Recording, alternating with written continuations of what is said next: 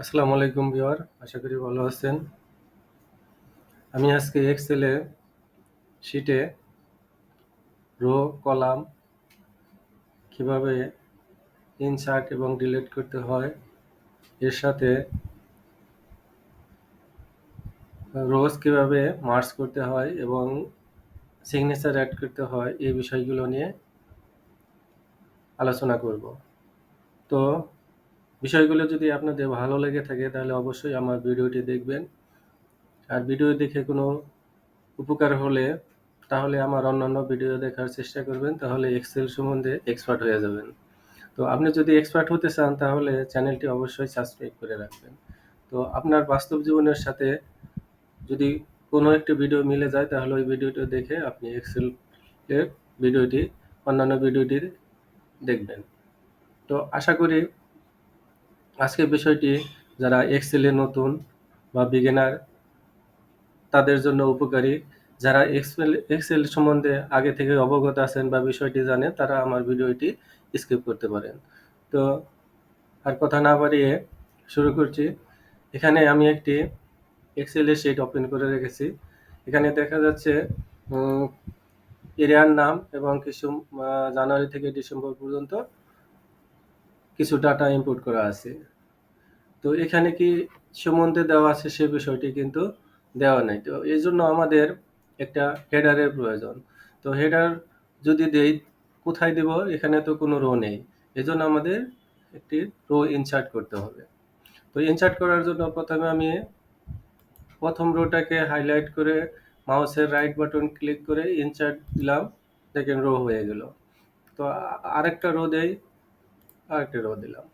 তো এভাবে আপনি রো ইনসার্ট করতে পারেন। এখন মনে করেন কোনো কারণে জানুয়ারি, ফেব্রুয়ারি বা মার্চে পরে আরেকটি মনে করেন কলামের দরকার, তো কি করবেন? এখানে এখানে হাইলাইট করে আপনি ইনসার্টে এখানে ইনসার্ট করতে পারেন।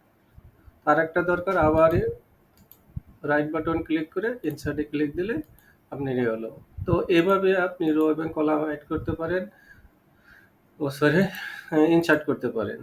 তো এখন আবার আরেকটি পদ্ধতিতে করে, ধরুন দুইটি আমার রো প্রয়োজন, আমি দুইটি রো হাইলাইট করলাম, হাইলাইট করে ইনসার্ট যে অপশনটা আছে রিবন করে এখানে ক্লিক করে আমি ইনসার্ট রো দিলাম, দেখেন আমার দুইটি রো ইনসার্ট হয়ে গেল। আবার মনে করেন এখানে আমি দুইটি কলাম হাইলাইট করে আমি ইনসার্ট দিলাম, ইনসার্ট সিট কলাম দিলে আপনি দুইটি রো। তো এভাবে দুইটি উপায়ে আমরা রো এবং কলাম ইনসার্ট করতে পারি। এবং এখানে যদি আমি এই দুইটা রো ডিলিট করতে চাই তাহলে হাইলাইট করে, আর এই যে এখানে যে ডিলিট অপশনটি আছে এখানে আমি যদি ডিলিট রো দেই আপনি ডিলিট হয়ে যাবে। তো এভাবে আমরা এক্সেল শিটে রো এবং কলাম ইনসার্ট করতে পারি এবং ডিলিট করতে পারি। এখন ধরেন আমি এখানে এই শিটটি কি জন্য করা হয়েছে তার সেটা আমি লিখবো। যেমন প্রথমে লিখবো আমি একটি কোম্পানির নাম, যেমন জামিন ইনস্টিটিউট লিখি, জামিন ইনস্টিটিউট। এটা কি জন্য করা হয়েছে তার জন্য আমরা নিচের সেলে লিখি সেলস রিপোর্ট, সেলস রিপোর্ট। এখন কিন্তু বিষয়টি বোঝা যাচ্ছে এই শিটটি কি জন্য করা হয়েছে। জামিন ইনস্টিটিউটের একটা জানুয়ারি থেকে ডিসেম্বর পর্যন্ত একটি সেলস রিপোর্ট করা হয়েছে এরিয়া ভিত্তিক। তো এখন এভাবে তো আর ফাইলটি রাখা যায় না, সেজন্য আমরা মনে করেন এ কলাম থেকে এন কলামের মাঝামাঝিতে এই দুইটা শিরোনাম রাখবো। যেমন এখানে আমি এই দুইটা কলাম আমি মার্চ, এই যে এখানে যে অ্যালাইনমেন্ট গ্রুপ আছে অ্যালাইনমেন্ট মার্চ সেন্টার এখানে আমি করে দিলাম। এটাও মনে করেন দরকার, এটাও আমি মার্চ সেন্টার এখানে যে মার্চ অ্যান্ড সেন্টার করে দিচ্ছি। এখন এক্ষেত্রে কিন্তু মার্চ হয়ে গেছে, মার্চ এবং সেন্টার হয়ে গেছে। এখানে একটা অসুবিধা হলো, যেমন আমি যদি কোনো কারণে এই এফ এবং জি কলামটি কাট করতে চাই সেক্ষেত্রে কিন্তু কাট করা যাবে না। দেখেন একটি কমান্ড দিচ্ছে যে এটা মার্চ সেল, এই জন্য কাট করা যাচ্ছে না। তো এখন তো এবং এইভাবে মার্চ করা থাকলে কিন্তু আপনি কাট এবং কোনো এই শিটে কোনো ফর্মুলাও ইউজ করতে পারবেন না। তো আমার তো দরকার আমি মার্চও করব প্লাস ফর্মুলাও ইউজ করব, কাটও করব। তো এই ক্ষেত্রে আমি কিভাবে করতে পারি সেটাও আমি দেখাই দিচ্ছি। এটাকে আমি মার্কস উঠাই দিলাম, এভাবে রইল। তো এটা করার জন্য আমি এখান থেকে মনে করেন হাইলাইট করলাম, হাইলাইট করার পরে যে অ্যালাইন গ্রুপে থেকে অ্যারো চিহ্ন, এটাকে আমি ক্লিক করলাম। ক্লিক করার পরে হরিজেন্টাল যে গ্রুপটা আছে এখান থেকে মনে করেন আমি দিলাম সেন্টার অ্যাক্রস সিলেকশন, এখানে ক্লিক করলাম। এখানে ক্লিক করার পরে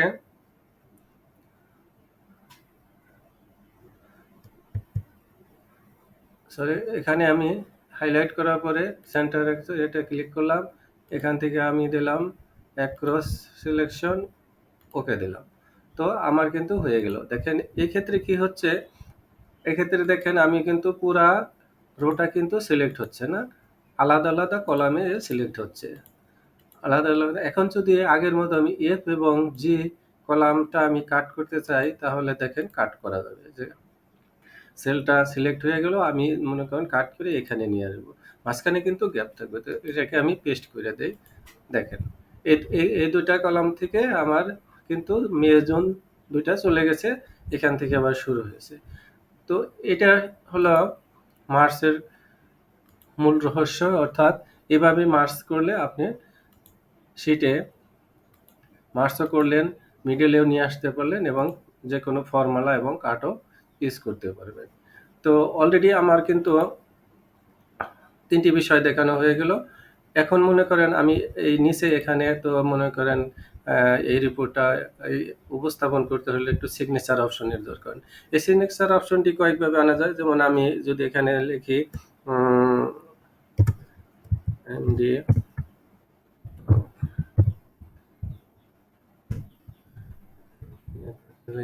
দিলাম ফান্ডার, FUN ফান্ডার, তারপরে এন্টার দিলাম জামিন ইনস্টিটিউট, জামিন ইনস্টিটিউট, জামিন ইনস্টিটিউট। তো এটা হলো, কিন্তু এখন এই যে যে নামটা সেই নামের উপরে মনে করেন আপনি একটি লাইন দিতে চান, সেই ক্ষেত্রে কোথায় যাব আমরা, ফন্ট গ্রুপ থেকে আপনার যাব বর্ডারে, বর্ডারে দিয়ে টপ বর্ডার। তো টপ বর্ডার দিলে আমার কিন্তু একটা লাইন হয়ে গেল। তো এভাবে আপনি এখানে একটা দিলেন, এখানে আরেকটা দিলেন, এখানে আরেকটা দিতে পারেন। এক্ষেত্রে আরেকটা অসুবিধা হলো, যেমন এখানে যদি আপনি এটা লম্বা টান দেন, কিন্তু আপনার এই যে দাগটাও কিন্তু লম্বা হয়ে যাচ্ছে, বড় হয়ে যাচ্ছে। অর্থাৎ কোনো কারণে যদি বড় করার দরকার হয়, তাহলে এটাও বড় হয়েছে, সেক্ষেত্রে ভালো দেখা যাবে না। তো এটা মনে করেন সাধারণ নিয়ম। তো এর জন্য ফিক্সড, যেমন আপনি এখানে এই ঘরটাও যদি বড় হয়ে যায় বা ছোট হয়ে যায়, এই দাগটাও বড় হবে না, ছোট হবে না, আপনি ফিক্সড রাখতে চান, সেক্ষেত্রে আরেকটা অপশন আছে। মনে করেন আমি এটা ডিলিট করে দিলাম, ডিলিট করে দিলাম। এখন আমি মনে করেন সেই অপশনটা ইউজ করব। তো এটা করার জন্য আপনি প্রথমে যাবেন ইনসার্ট মেনুতে, ইনসার্ট থেকে যাবেন টেক্সট কলাম, টেক্সটে যায় টেক্সট একটা বক্স নিলাম আমি, টেক্সট বক্সটা এখানে আমি টেক্সট বক্সে আমার নাম লিখবো, যেমন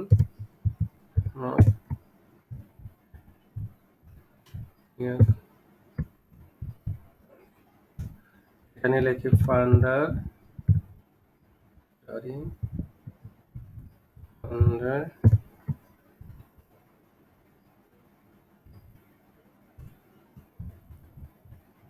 জামিন ইনস্টিটিউট,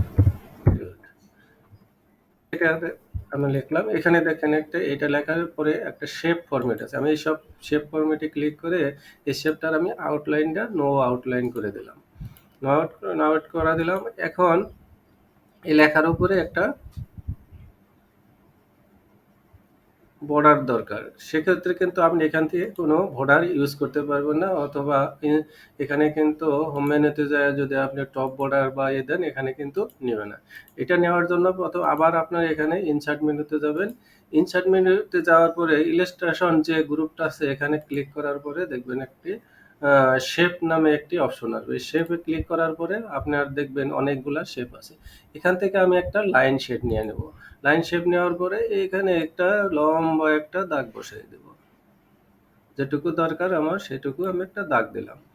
এই দাগটা দেওয়ার পরে আবার এখানে একটা শেপ ফরম্যাট আসবে, আমি শেপ ফরম্যাটে ক্লিক করে শেপ আউটলাইন থেকে এটাকে আমি কালো করে দিলাম।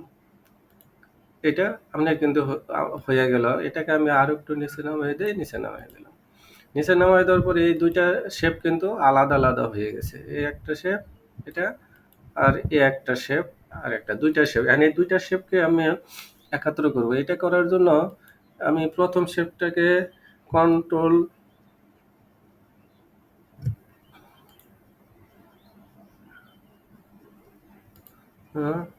এই শেপ দুটোকে একাত্র কন্ট্রোল দুইটা, এই দুইটা শেপকে আমি এই শেপ এবং এই শেপ দুইটাকেই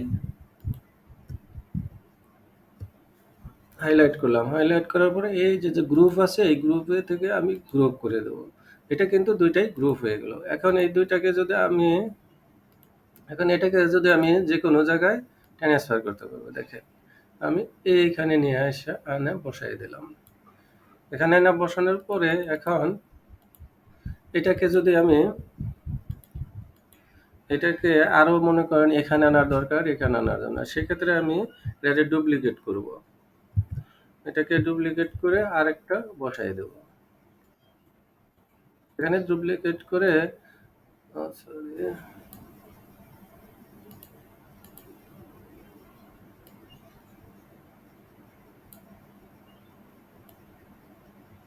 সরি, এটা ডুপ্লিকেট হয়ে গেছে।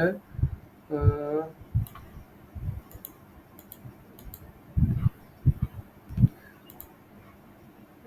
এই দুইটাকে আমি ডুপ্লিকেট করে কন্ট্রোল ডি, কন্ট্রোল দিয়ে ডুপ্লিকেট করে এখানে একটা বসালাম।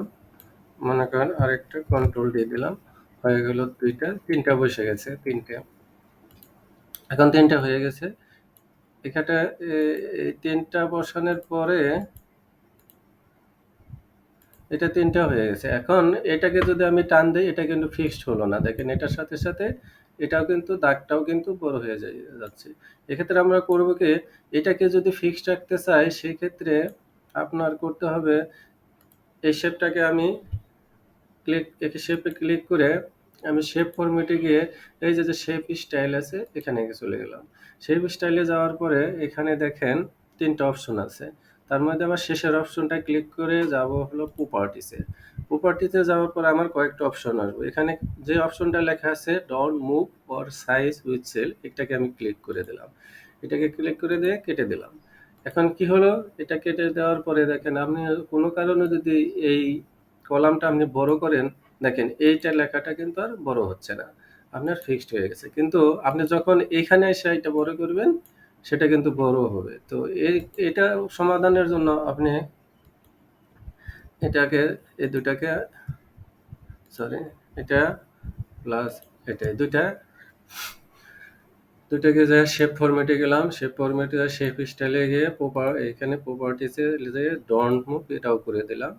এখন যদি আপনি এটা বড় করেন, এটাও বড় করেন, যতই বড় করেন কিন্তু আপনার এটা কিন্তু আর বড় হচ্ছে না, আপনার ফিক্সড থেকে যাবে। তো এটা অবশ্যই করতে হবে। এটা অবশ্যই আপনার ডন্ট মুভ এই অপশনটা অন করে দিতে হবে। তো এটাকে আমি আরো একটু সরিয়ে দেই, এখানে দিলাম। তো এখন এটাকে আরো একটু কাজ আছে, যেমন এই এই অপশনটা নিচে আছে, তারপরে এটা উপরে আছে, এটা আরো নিচে আছে। এই তিনটাকে সমান এবং সমান সমান তালে করার জন্য অথবা গ্যাপটাও সমান করার জন্য আমরা কি করব, তিনটাকেই আমরা হাইলাইট করি, কন্ট্রোল বাটন চেপে হাইলাইট করি। হাইলাইট করে যাব শেপ ফরম্যাটে। শেপ ফরম্যাটে যাওয়ার পরে এই অ্যালাইন আছে, এখানে যাব আমরা। অ্যালাইনে ক্লিক করার পরে দেব অ্যালাইন মিডল। এখন কিন্তু মিডল দেওয়ার পরে দেখেন আপনার পুরা সবটি লাইনটা সমান তালে হলো। তো এটা সমান হলে এখানে গ্যাপটাও আমরা সমান করতে চাচ্ছি, সেক্ষেত্রে করবো আবার অ্যালাইনমেন্টে যাব। অ্যালাইনমেন্টে যায় ডিস্ট্রিবিউট হরিজন্টাল করে দেবো। এখন দেখেন কোনোটাই কিন্তু অসমান নাই, যেমন এই লাইনটাও সমান তালে আছে এবং এখানে যে গ্যাপ আছে এই গ্যাপ দুটো সমান আছে। তো এই ছিল আমার আজকের রো ইনসার্ট, কলাম ইনসার্ট এবং সিগনেচার অপশন, সেটি সিগনেচার অপশন অ্যাড করা। তো ভিডিওটি যদি আপনার ভালো লাগে তাহলে অবশ্যই আমার চ্যানেলটি সাবস্ক্রাইব করবেন। তো সাবস্ক্রাইব করে ভালো থাকবেন। ধন্যবাদ। আর কথা না বাড়িয়ে শেষ করছি।